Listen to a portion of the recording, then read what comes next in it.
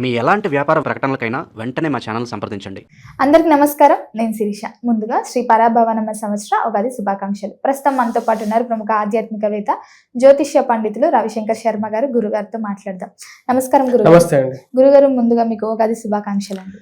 మీకు యూట్యూబ్ ప్రేక్షకులకి అందరికీ కూడా ఈ యొక్క శ్రీ పరాభవనమ్మ సంవత్సర శుభాకాంక్షలు. మీ అందరి మనసుల్లో కూడా, మీ అందరి జీవితాల్లో ముఖ్యంగా వచ్చేటప్పటికి ఈ యొక్క సంవత్సరం నిండు వెన్నులని పంచాలని చెప్పేసి మానసికంగా మీరు అనుకున్నటువంటి ఏవైతే కార్యాలు ఉన్నాయో అవన్నీ నిర్విఘ్నంగా జరగాలని చెప్పి కోరుకుంటున్నాను.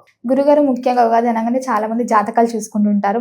ఈ సంవత్సరం అంతా మా రాశి వారికి ఎలా ఉంది, ఎలాంటి జాగ్రత్తలు తీసుకోవాలి, ఎలా బాగుంటే మాకు ఈ సంవత్సరం అంతా బాగుంటుందని. సో ముఖ్యంగా చూసుకుంటే మరి ద్వాదశ రాశిలో అయిన కుంభరాశి వారికి ఈ సంవత్సరం ఎలా ఉంటుందంటారు? నవగ్రహాల ప్రభావం ఈ రాశి వారికి ఎలా ఉంటుందంటారు? ఓవరాల్ గా చూసుకుంటే ఈ రాశి వారికి ఎలా ఉంటుందంటారు? ఎలాంటి జాగ్రత్తలు తీసుకోవచ్చు అంటారు? ఈ సంవత్సరం ముందుగా కుంభరాశి వారి గురించి చెప్పే ముందు ఈ సంవత్సరం ఆదాయ వ్యయాలు కుంభరాశి వారికి ఎలా ఉన్నాయని చూద్దాం. కుంభరాశి వారికి ఆదాయం 2 గాను, అదేవిధంగా వ్యయం 8 గాను, రాజపూజ్యం 4 గాను, అవమానం 2 గాను ఉంది. ఈ సంవత్సరం ఈ రాశి వారికి ఎందుకని ఆదాయ వ్యయాల్లో ఇక వేరియేషన్ అనేది వస్తున్నది, ఆదాయం ఎందుకని తగ్గింది అంటే గత సంవత్సరంతో పోల్చుకుంటే గురువు ఈ సంవత్సరం వచ్చేటప్పటికి పంచమంలో మంచి స్థానంలో ఉన్నటువంటి గురువు షష్టమంలో ఉచ్చ స్థానంలోకి వెళ్తున్నాడు. షష్టమంలో గురువు యోగకారకుడు కాడు, అంత బలాన్ని ఇవ్వలేడు. కాకపోతే ఆరోగ్యపరంగా కొంచెం రికవరీ అనేది ఈ సంవత్సరం ఈ రాశి వారు ఎక్స్పెక్ట్ చేయొచ్చు. ముందుగా ఈ సంవత్సరాన్ని మనం గమనించినట్లయితే మొత్తం సంవత్సరం ప్రకారంగా 12 నెలల్లో మొదటి 6 నెలలు ఎలా ఉందని చూద్దాం. మొదటి 6 నెలల్లో ఈ రాశి వారికి అనుకూలంగానే ఉంటుంది. వృత్తిపరంగా వ్యాపార పరంగా అనుకూలంగా ఉంటుంది. చేయాలనుకున్నటువంటి పని మీద కొంచెం దృష్టిని కేంద్రీకరించగలుగుతారు. పిల్లల యొక్క ఎదుగుదల మానసికమైనటువంటి సంతృప్తిని ఇవ్వగలుగుతుంది. వ్యాపార పరంగా అనుకూలంగా ఉంటుంది. అంటే క్రయ విక్రయాల్లో లాభదాయకంగా జరిగే విధంగా ఉంటుంది. కానీ ఈ రాశి వారికి మానసిక చింత అనేది ఎక్కువగా ఉంటుంది. జన్మరాశిలో రాహుగ్రహ సంచారం జరుగుతున్నది. అనవసరమైనటువంటి గొడవలు, చికాకులు, భార్యాభర్తల మధ్య చిన్న చిన్న వైరాలు కలుగుతూ ఉంటాయి. వీటితో పాటు బంధువులు కలిగించేటువంటి బాధలు ఇంకొక రకంగా ఉండే విధంగా ఉంటుంది. కుటుంబంలో మనము అని చెప్పి మన మనసు చెప్పుకొని ఎవరికైనా ఏదైనా విషయం చెప్పుకున్నట్లయితే దాన్ని వాళ్ళు అడ్వాంటేజ్ తీసుకొని మళ్ళీ వాళ్ళే తిరిగి మాటలని మనసుని గాయపెట్టే వాళ్ళు ఎక్కువ అవుతారు రాశి వారికి. కాబట్టి వేరే వాళ్ళకి అసలు వీళ్ళ విషయాలు చెప్పకుండా ఉంటే కడుపు ఉబ్బరం, చెప్తే ఏమో ఇంకొక బాధ అనే విధంగా ఉంటుంది అన్నమాట. 2 బాధలు ఉంటాయి. చెప్పలేకపోతే ఒక బాధ, చెప్తే ఒక బాధలాగా ఉంటుంది అన్నమాట. ఖర్చు విషయంలో చాలా జాగ్రత్తగా ఉండాలి రాశి వారికి. ఇంకా ఏలినాటి శని నడుస్తుంది, దాని బాధ ఖర్చు విషయంగాను ఉద్యోగపరంగా ఉండేటువంటి సమస్యలు కూడా వేధించే విధంగా ఉంటాయి. ఈ సంవత్సరంలో వీళ్ళకి కొంచెం రిలీఫ్ వచ్చేటువంటి పీరియడ్ కూడా ఉంటుంది. సెకండ్ హాఫ్లో ఉంటుంది. ఫస్ట్ హాఫ్లో కూడా జూన్ వరకు బాగానే ఉంటుంది. జూన్ టు అక్టోబర్ 30th వరకు కూడా కొంచెం టఫ్ పీరియడ్గానే చెప్పచ్చు ఈ రాశి వారికి. మెయిన్గా గురువు యొక్క బలం కూడా తగ్గుతుండడం వల్ల కొంచెం ఆరోగ్యపరంగా కూడా కొంచెం సమస్యలు అనేవి పుడుతూ ఉంటాయి. ఆ సమస్యల నుంచి ఎదుర్కొని ముందుకు వెళ్ళడానికి ఎక్కువగా కష్టపడాల్సినటువంటి పరిస్థితి. కుటుంబ సంబంధ బాంధవ్యాలను కాపాడుకోవటం, స్థిరచరాస్తుల విషయంలో జాగ్రత్త పడటం అనేది ముఖ్యం. కోపాన్ని కంట్రోల్ చేసుకొని మాట్లాడేటప్పుడు విషయంలో జాగ్రత్తగా మాట్లాడటానికి ఎక్కువగా ప్రయత్నం చేయాలి ఈ రాశి వారు. సెకండ్ హాఫ్లో ఎలా ఉంటుంది అనేది సెకండ్ హాఫ్లో వచ్చేటప్పటికి అక్టోబర్ నుంచి సెకండ్ హాఫ్ అన్నమాట. అక్టోబర్ నుంచి ఏప్రిల్ వరకు ఎలా ఉంటుంది? అక్టోబర్ నుంచి ఏప్రిల్ వరకు ఈ రాశి వారికి వృత్తిపరంగా కొన్ని జాగ్రత్తలు కొంచెం సడలింపు అనేది రాగలుగుతుంది. అక్టోబర్ 30th గురువు యొక్క సంచారం అతిచార స్థితిలోకి వచ్చినప్పటికీ షష్టమ నుంచి సప్తమకి మారబోతున్నాడు. అప్పుడు కేతువుతో కలిసి సప్తమ స్థితిలో ఉంటాడు. అప్పుడు జనవరి వరకు కూడా కొంచెం అనుకూలంగా ఉంటుంది. 3 months పీరియడ్ వివాహం జరగడానికి కారకంగా ఉంటుంది. వివాహ యోగం అనేది అక్టోబర్ ఎండింగ్లో తర్వాత నుంచి జనవరిలో వరకు కూడా వీరికి యోగం. 3 months పీరియడ్లో వివాహం జరగటానికి, ఆరోగ్యపరంగా రికవరీ అవడానికి కూడా అనుకూలంగా ఉంటుంది.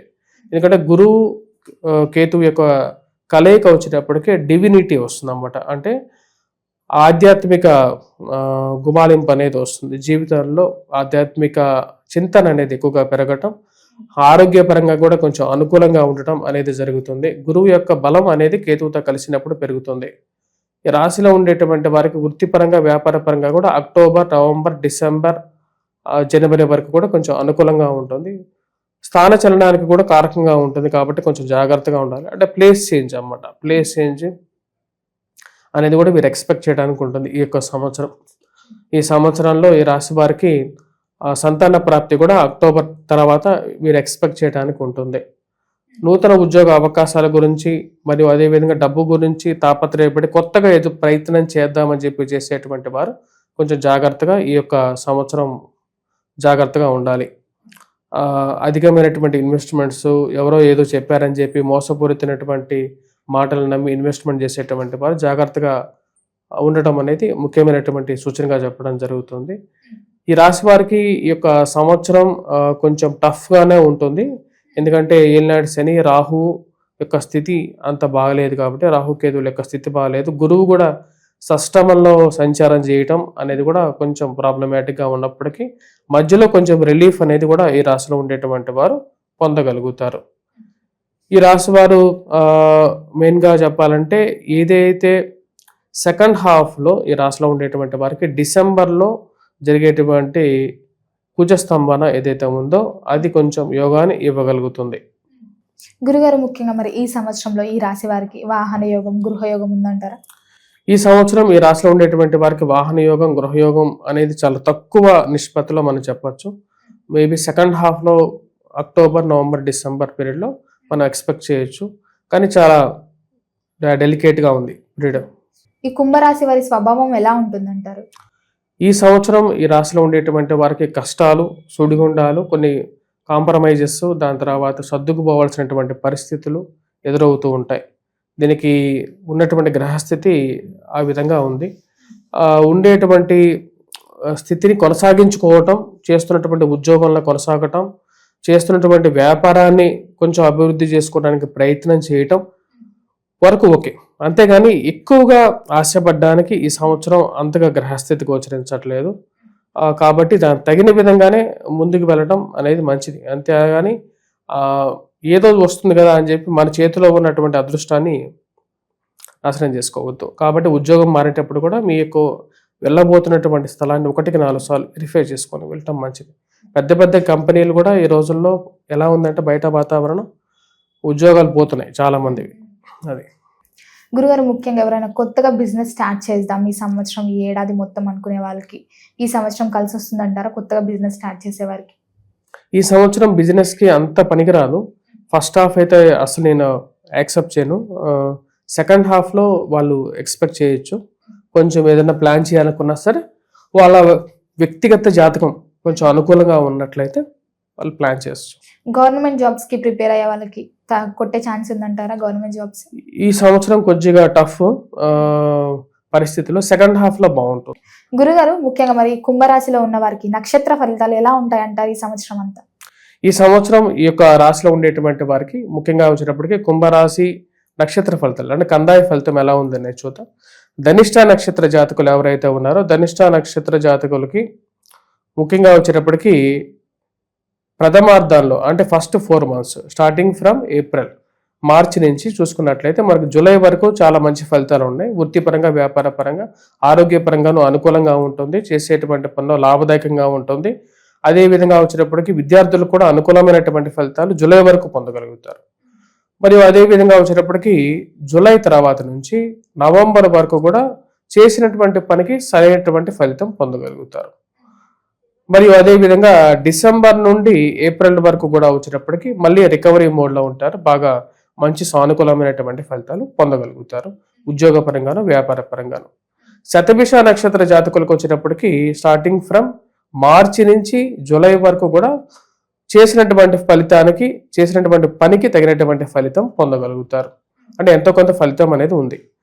మరి జూలై నుంచి నవంబర్ వరకు వచ్చేటప్పటికి మంచి ఫలితాలు, మధ్యస్థమైనటువంటి ఫలితాలు పొందగలుగుతారు. అంటే అంతకు ముందు ఉన్నటువంటి స్థితి కన్నా కూడా మంచి ఫలితాలే పొందగలుగుతారు. మరి దాని తర్వాత డిసెంబర్ నుంచి ఏప్రిల్ వరకు కూడా ఈ రాశిలో ఉండేటువంటి వారికి సామాన్యమైనటువంటి ఫలితాలు పొందగలుగుతారు అన్నమాట. తర్వాత పూర్వభాద్ర నక్షత్ర జాతకులు ఎవరైతే ఉన్నారో వారికి కొంచెం అనుకూలమైనటువంటి ఫలితాలే ఉన్నాయి.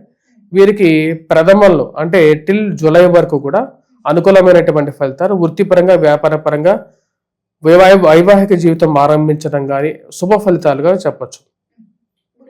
వీరి ఈ యొక్క ఆగస్టు అంటే మెయిన్గా వచ్చేటప్పటికి జూలై నుంచి మళ్ళీ తర్వాత నవంబర్ వరకు వచ్చేటప్పటికి నిష్ఫలితాన్ని పొందగలుగుతారు.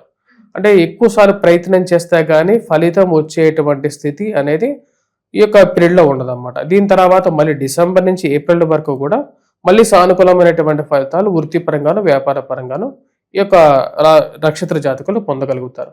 అంటే ఒకే రాశిలో ఉండేటువంటి 3 నక్షత్రాల్లో ఒక్కొక్క నక్షత్రానికి ఒక్కొక్క విధంగా ఒక్కొక్క సమయంలో ఫలితం అనేది ఉంది. అంటే కాబట్టి ఏ నక్షత్రానికి ఏ విధంగా ఉందో ఆ విధంగానే ఫలితం అనేది పొందగలుగుతారు. ఇప్పుడు ఇదే నక్షత్ర రాశిలో మనం చూసుకున్నట్లయితే ధనిష్ట నక్షత్ర జాతకులకి అనుకూలంగానే ఉంది, కాకపోతే రాశి ప్రకారంగా వారికి బాగలేదు.